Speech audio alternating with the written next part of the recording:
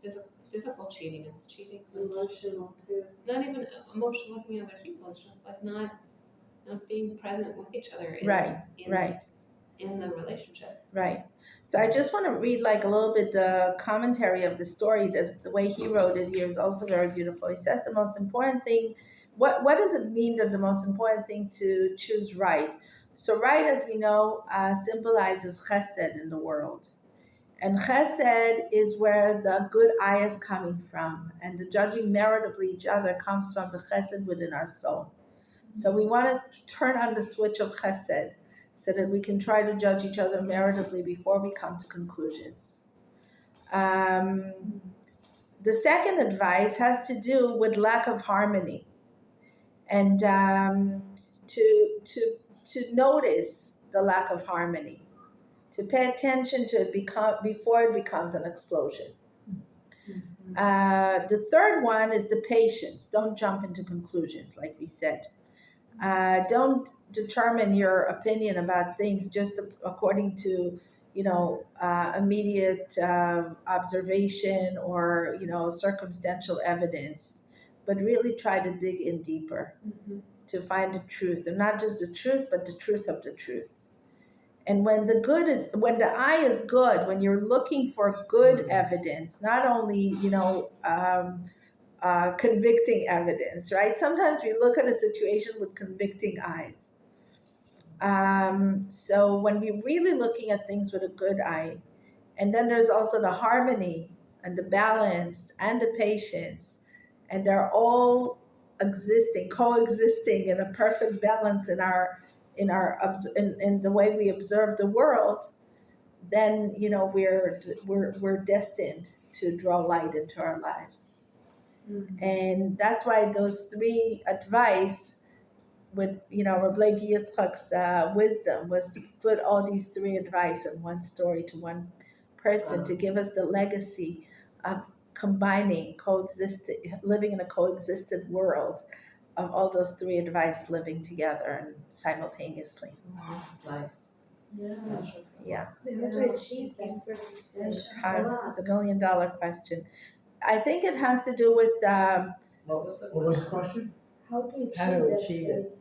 How do you achieve how to achieve To achieve the state of that things. coexistence. So I think it's the how does it say, like אין אדם עומד על דברי תורה אלא אם נכשל בהם.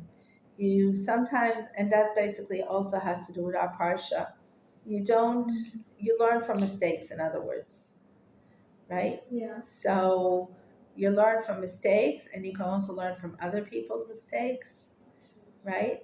And this is the idea of the Torah.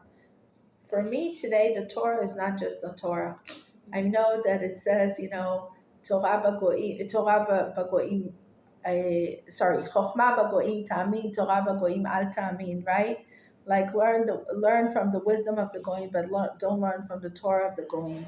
But the Chochma of the goyim, we're not learning the Torah from the goyim, but the Chochma of the goyim, all the extra knowledge that we have today of understanding people's relationships and combining it with the Torah understanding is making our understanding of the world bigger, and we're becoming smarter, hopefully. So from, learning relationships, learning how our psychological and hormonal, biological world coexist and neurological world coexist, understanding what is right, how do we change our habits, how do we change our hormonal system, how do we become mindful of our hormonal and biological system. What we think is attraction is only infatuation. What we think is love is only infatuation many times. Or a hormonal, peak, biological peak. We need to be mindful, when is it my body that is talking about being attracted to someone, and when is it my soul that is attracting me to someone? It could be both also. It could be both. We want it to be both. When it's both, then when it's both, it's perfect. But so many times it's not both, and we're confusing one for the other. That's because we really believe in the sanctity of the self in our culture. Believe in the what? Sanctity of the self. like what meets my need is what's sacred.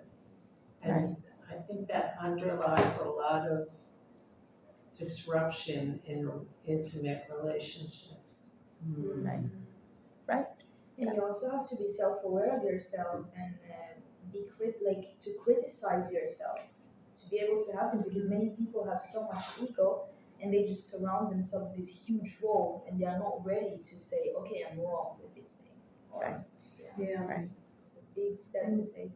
We're probably all guilty of that from time to time, is I think when we stay in it and not realize, not have that awareness that, oh, wait a minute. Yeah. And then I don't do it, I'm not there yet, but I think, isn't there a thing called cheshbon at the end of the day, nefesh at the end of the day? Right. Calculate your deeds and your thoughts and your speech at the end of every day. Go through your list of what happened today and say to yourself, I acted in this and that way. I said this and that. I responded in this and that manner. I would have responded in a different way next time this certain situation appears in my life. I do that when I'm going through Salachlanu. Through what? Salachlanu. Right. Then I, But slach lanu is, so it's a lot of it's very guilt admitting. I kind of come to Right. and then Right.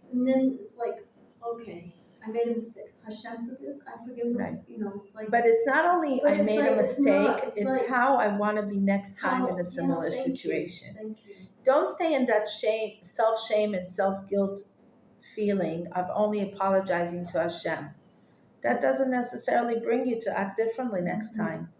But if you think about it like, oh, this was destructive to my communication, Yeah. right? I would have wanted a different communication. So then you plan ahead how you would have responded when your back brain is not in a flight or fight state of mind, right? And you're actually able to think about it because right now you're calm and your logic is in control, not your emotions, right? So you can plan ahead how you're going to act next time. You can't plan ahead when you're in your flight or fight mode.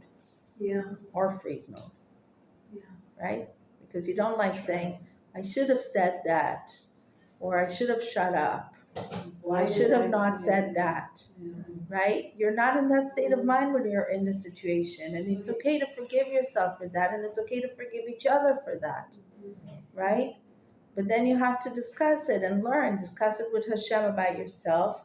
Discuss it with your spouse over what happened with, right? And then yourself.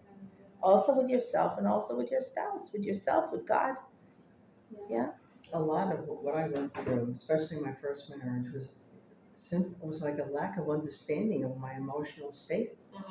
I had no idea, that my reaction was immediately lack of trust, lack of faith in myself. How could I have not seen and why my ex had the reactions that he had.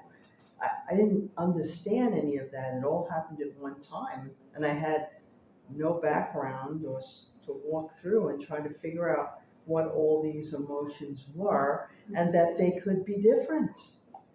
I had no idea. I just reacted.